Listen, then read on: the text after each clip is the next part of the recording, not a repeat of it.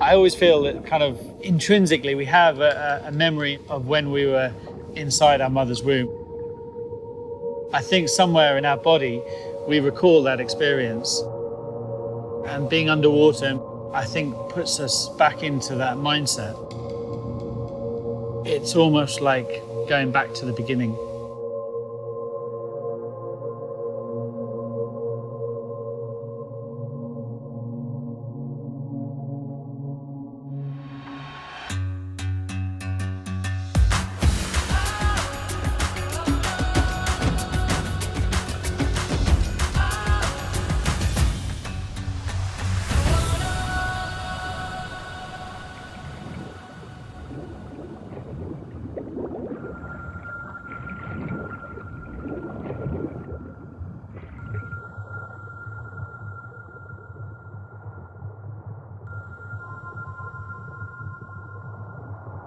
My name is Jason deCaires Taylor, and I'm a sculptor that specialises in making underwater art installations.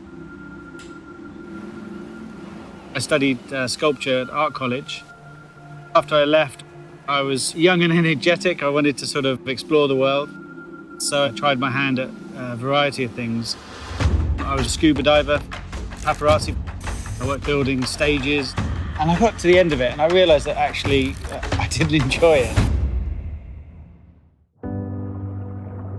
And it was a one time in my life where I felt completely adrift. So I just thought from that moment, I might as well just start doing what I love. And what I loved doing was making art. A thought popped up. Why don't I create this underwater sculpture park? But it just wasn't feasible. You know, I didn't have the finance and I didn't have the opportunity. So I just decided to roll the dice. I sold my house. Thought I'd just invest everything that I had to work in this small bay on the island of Grenada. Next on Evening Edition West Coast, it's an extremely dangerous hurricane with sustained winds as high as 135 miles per hour. It was a cove that had actually been wiped out by Hurricane Ivan. So many of the corals and marine life that was there had been really damaged. So I thought if I make an alternative that would encourage wildlife to move back.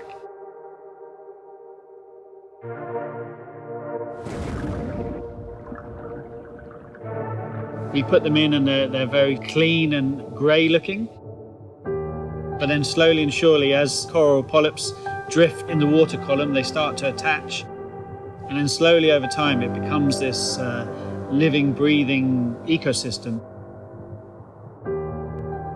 It wasn't just about making, static artwork.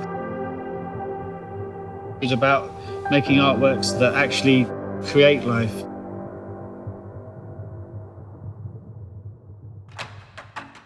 After doing the Grenada project, a few other destinations around the world contacted me. Bali, Australia, Mexico. In Cancun, I started off making around 20 sculptures, and I think by the time I left, I think I was up to sort of 600 pieces there. The logistics are huge. I invest a lot of my time in working out how to move hundreds of tons of cement from land onto a boat and then install them underwater. It's incredibly risky business. I've risked my life several times. Once I install the sculptures, there's a huge sense of relief. The rest of it is sort of watching it evolve from there.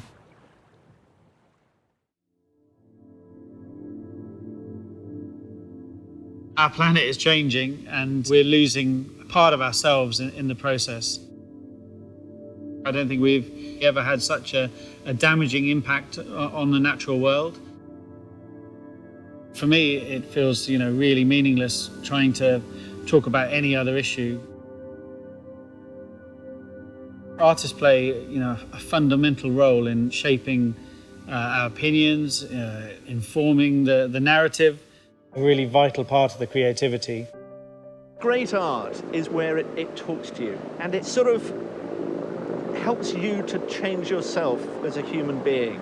It helps you be a better person. It enriches your life.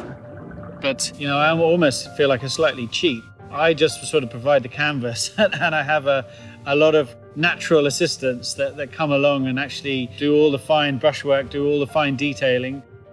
There's a lot of finishes and techniques that no human hand could ever accomplish.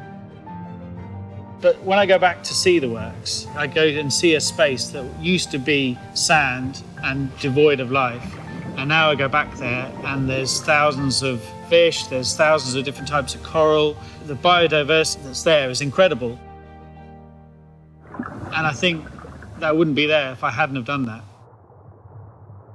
And I think that's probably the greatest accomplishment, helping Mother Nature bring life to the world.